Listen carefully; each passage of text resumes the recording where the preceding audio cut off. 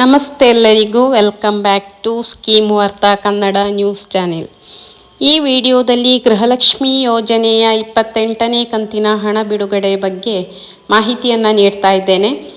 ಅಂದರೆ ಗೃಹಲಕ್ಷ್ಮಿ ಯೋಜನೆಯ 28ನೇ ಕಂತಿನ ಹಣ ಬಿಡುಗಡೆ ಪ್ರಕ್ರಿಯೆ ಈಗಾಗಲೇ ಆರಂಭವಾಗಿದೆ. ಮೊದಲ ಹಂತದ ಜಿಲ್ಲೆ ಯಾವ ಜಿಲ್ಲೆಗೆ ಮೊದಲ ಹಂತದಲ್ಲಿ ಬಿಡುಗಡೆಯಾಗಿದೆ ಅಂತ ಹೇಳಿದರೆ, ಸದ್ಯಕ್ಕೆ ಯಾದಗಿರಿ, ಚಿಕ್ಕಮಗಳೂರು ಮತ್ತು ಬಳ್ಳಾರಿ ಜಿಲ್ಲೆಗಳಲ್ಲಿ 28ನೇ ಕಂತಿನ ಹಣ ಜಮೆಯಾಗಿರುವ ಬಗ್ಗೆ ಅಧಿಕೃತವಾಗಿ ಪ್ರೂಫ್ಗಳು ಕೂಡ ಇವೆ. ಇನ್ನು ಜಮೆಯ ಪ್ರಮಾಣ ನೋಡಿದರೆ ಹಿಂದಿನ ಕಂತುಗಳಿಗೆ ಹೋಲಿಸಿದರೆ ಈ ಬಾರಿ ಹಣ ಬಿಡುಗಡೆ ಪ್ರಕ್ರಿಯೆ ಸ್ವಲ್ಪ ನಿಧಾನಗತಿಯಲ್ಲಿದೆ. ಪ್ರಸ್ತುತ ಕೇವಲ 8%ದಿಂದ 10% ಫಲಾನುಭವಿಗಳಿಗೆ ಮಾತ್ರ ಹಣ ತಲುಪಿದೆ. ಇನ್ನು 8ರಿಂದ 10 ದಿನದ ಒಳಗಾಗಿ ಬಹುತೇಕ ಎಲ್ಲ ಜಿಲ್ಲೆಗಳ ಫಲಾನುಭವಿಗಳ ಖಾತೆಗೆ ಹಣ ಜಮೆಯಾಗಲಿದೆ. ಆದ್ದರಿಂದ ಹಣ ಬಂದಿಲ್ಲದವರು ಆತಂಕ ಪಡುವಂತಹ ಅಗತ್ಯವಿಲ್ಲ.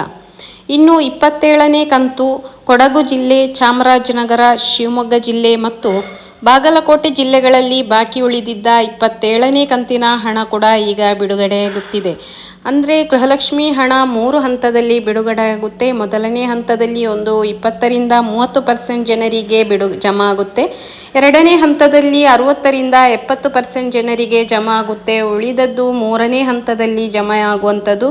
ಅದು ಒಮ್ಮೊಮ್ಮೆ 3ನೇ ಹಂತದಲ್ಲಿ ಕೂಡ ಜಮಾ ಆಗುತ್ತೆ. ಇಲ್ಲ ಅಂತ ಹೇಳಿದರೆ ನೆಕ್ಸ್ಟಿನ ಕಂತು ಯಾವಾಗ ಜಮಾ ಮಾಡ್ತಾರಾ ಬಿಡುಗಡೆ ಆಗುತ್ತೋ ಆ ಟೈಮಲ್ಲಿ ಕೂಡ 3ನೇ ಹಂತಿನ ಹಣ ಬಿಡುಗಡೆ ಆಗುವಂತಹ ಸಾಧ್ಯತೆ ಕೂಡ ಹೆಚ್ಚು.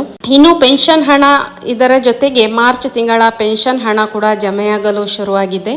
ಯಾವಾಗಲೂ ತಿಳಿಸುವ ಹಾಗೆ ದಯವಿಟ್ಟು ನೀವು ಈ ವಿಡಿಯೋವನ್ನು ನಿಮ್ಮ ಹತ್ತಿರದವರಿಗೆ 10 ಜನರಿಗಾದರೂ ಶೇರ್ ಮಾಡಿ. ಯಾಕೆಂತ ಹೇಳಿದರೆ ಡೈಲಿ ಅಪ್ಡೇಟ್ಸ್ ಏನಿದೆ, ಗೃಹಲಕ್ಷ್ಮಿ ಯೋಜನೆ ಆಗಿರ್ಬೋದು, ಪೆನ್ಷನ್ ಹಣದ ಯೋಜನೆ ಆಗಿರ್ಬೋದು, ಸರ್ಕಾರದಿಂದ ಬರುವಂತಹ ಯಾವುದೇ ಯೋಜನೆ ಆಗಿರ್ಬೋದು, ಎಲ್ಲ ಜನಸಾಮಾನ್ಯರಿಗೆ ಸಿಗಲಿ ಅಂತ ಹೇಳುವ ಒಂದು ಉದ್ದೇಶದಿಂದ ಮಾಡುವಂತಹ ವಿಡಿಯೋ ಆಗಿದೆ. ಆದ್ದರಿಂದ ದಯವಿಟ್ಟು ತಾವು ನೋಡಿದ ತಕ್ಷಣ ನಿಮ್ಮ ಹತ್ತಿರದ ಫ್ಯಾಮಿಲಿಗೂ, ನಿಮ್ಮ ಹತ್ತಿರದವರಿಗೂ, ನಿಮ್ಮ ಸ್ನೇಹಿತರಿಗೂ ಶೇರ್ ಮಾಡಲಿಕ್ಕೆ ಮರಿಬೇಡಿ. ಅದೇ ರೀತಿ ಮೊದಲನೇದಾಗಿ ಯಾರೆಲ್ಲ ಈ ಚಾನೆಲನ್ನು ವೀಕ್ಷಿಸ್ತಾ ಇದ್ದೀರಾ ದಯವಿಟ್ಟು ಸಬ್ಸ್ಕ್ರೈಬ್ ಮಾಡಿ. ಅದೇ ರೀತಿ ನೀವು ಸಬ್ಸ್ಕ್ರೈಬ್ ಮಾಡಿದ ನಂತರ ಅಲ್ಲೇ ಪಕ್ಕದಲ್ಲಿರುವಂತಹ ಆಲ್ ಅಂತ ಹೇಳಿ ಒಂದು ಬಟನ್ ಇದೆ, ಅದನ್ನು ಕೂಡ ಪ್ರೆಸ್ ಮಾಡಿ. ಆವಾಗ ಮಾತ್ರ ನಿಮಗೆ ನೋಟಿಫಿಕೇಷನ್ ಬರುವಂಥದ್ದು. ನೀವು ನೋಡಿದ ತಕ್ಷಣ ಒಂದು ಪುಟ್ಟ ಲೈಕ್ ಕೊಡುವ ಮೂಲಕ ನೀವು ಈ ಚಾನೆಲನ್ನು ಸಪೋರ್ಟ್ ಮಾಡ್ತಾ ಇರಿ. ಈ ಸಾರಿಯ ಗೃಹಲಕ್ಷ್ಮಿ ಹಣವು ಫಲಾನುಭವಿಗಳು ಇಲ್ಲಿಯವರೆಗೆ ಎಷ್ಟು ಕಂತುಗಳನ್ನು ಪಡೆದಿದ್ದಾರೆ ಎಂಬುದರ ಆಧಾರದ ಮೇಲೆ ಬಾಕಿ ಇರುವ ಕಂತುಗಳನ್ನು ಸೇರಿಸಿ 4,000 ಅಥವಾ 6,000, ಇನ್ನು ಕೆಲವರಿಗೆ 8,000ದವರೆಗೆ ಹಂತವಾಗಿ ಹಣ ಜಮೆಯಾಗುತ್ತಿದೆ. ಇನ್ನು ಮಹಿಳಾ ಮತ್ತು ಮಕ್ಕಳ ಕಲ್ಯಾಣ ಇಲಾಖೆಯ ಸಚಿವೆಯಾದಂತಹ ಲಕ್ಷ್ಮೀ ಹೆಬ್ಬಾಳ್ಕರ್ ಮತ್ತು ಸಿಎಂ ಸಿದ್ದರಾಮಯ್ಯರವರು ಈ ಕುರಿತು ಮಾಹಿತಿ ನೀಡಿದ್ದು, ಬಾಕಿ ಇರುವ ಜನವರಿ ಮತ್ತು ಫೆಬ್ರವರಿ ತಿಂಗಳ ತಲಾ 2,000ದಂತೆ ಒಟ್ಟು 4,000 ಹಣ ಕೂಡ ಬಿಡುಗಡೆಯಾಗುತ್ತಿದೆ.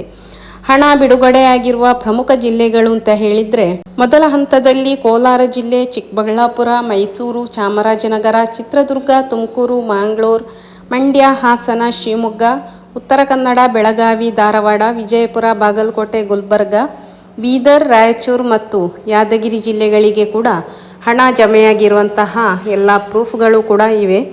ಇನ್ನು ಪಿಂಚಣಿದಾರರಿಗೆ ಒಂದು ಗುಡ್ ನ್ಯೂಸ್ ಅಂತ ಹೇಳಿದ್ದೆ, ಅವರಿಗೂ ಸಹ ಹಣ ಬಿಡುಗಡೆಯಾಗುತ್ತಿದೆ.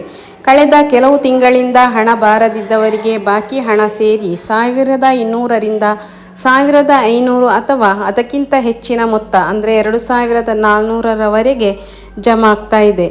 ಎಲ್ಲ ಜಿಲ್ಲೆಗಳಿಗೂ ಕೂಡ ಒಮ್ಮೆಲೆ ಹಣ ಬಿಡುಗಡೆಯಾಗದೆ ಹಂತವಾಗಿ ವಿಂಗಡಿಸಿ ಹಣವನ್ನು ಜಮೆ ಮಾಡಲಾಗುತ್ತಿದೆ. ಇದು ಇಷ್ಟು 28ನೇ ಕಂತಿನ ವಿಷಯವಾದರೆ, ಇನ್ನು ಗೃಹಲಕ್ಷ್ಮಿ 27ನೇ ಕಂತಿನ ಹಣದ ಅಪ್ಡೇಟ್ ಕೂಡ ನಾನು ವಿಡಿಯೋದಲ್ಲಿ ತಿಳಿಸ್ತಾ ಇದ್ದೇನೆ. ಯಾರೆಲ್ಲ ಇನ್ನು 27ನೇ ಕಂತಿನ 2,000 ರೂಪಾಯಿ ಹಣ ಬಂದಿಲ್ಲ ಎಂದು ಕಾಯುತ್ತಿದ್ದೀರೋ ಅವರಿಗೆ ಕೂಡ ಇಲ್ಲಿದೆ ಒಂದು ಗುಡ್ ನ್ಯೂಸ್. ಮಹಿಳಾ ಮತ್ತು ಮಕ್ಕಳ ಕಲ್ಯಾಣ ಇಲಾಖೆಯಿಂದ ಬಂದಿರುವ ಮಾಹಿತಿಯಂತೆ ನಿನ್ನೆಯಿಂದ 3ನೇ ಹಂತದಲ್ಲಿ ಹಣ ಬಿಡುಗಡೆ ಪ್ರಾರಂಭವಾಗಿದೆ. ದಕ್ಷಿಣ ಕನ್ನಡ, ಮೈಸೂರು, ಮಂಡ್ಯ ಸೇರಿದಂತೆ ವಿವಿಧ ಜಿಲ್ಲೆಗಳ ಬಾಕಿ ಇರುವ ಫಲಾನುಭವಿಗಳಿಗೆ ಇಂದಿನಿಂದ ಅಂದರೆ ಸಂಜೆ 4 ಗಂಟೆಯಿಂದ 8 ಗಂಟೆ ಒಳಗೆ ಅಕೌಂಟಿಗೆ ಹಣ ಜಮೆಯಾಗಲಿದೆ. ಇನ್ನು 3 ದಿನಗಳ ಒಳಗಾಗಿ ಎಲ್ಲರಿಗೂ ಈ ಕಂತು ತಲುಪಲಿದೆ. 28ನೇ ಕಂತಿನ ಹಣವನ್ನು ಕೂಡ DBT ಮೂಲಕ ಪುಷ್ ಮಾಡಲಾಗಿದ್ದು ಕೆಲವರಿಗೆ ಪ್ರಾಯೋಗಿಕವಾಗಿ ತಲುಪಿದೆ. ಇದೇ ವಾರದಲ್ಲಿ ಉಳಿದೆಲ್ಲರಿಗೂ ಕೂಡ ಹಣ ಬಿಡುಗಡೆಯಾಗಲಿದೆ. ಪೆನ್ಷನ್ ಹಣದಲ್ಲಿ ವಿಧವಾ ವೇತನ ಮತ್ತು ಸಂಧ್ಯಾ ಸುರಕ್ಷಾ ಯೋಜನೆ ಹಣವು ಕೂಡ ಇಂದಿನಿಂದ ಬಿಡುಗಡೆಯಾಗಲು ಪ್ರಾರಂಭವಾಗಿದೆ.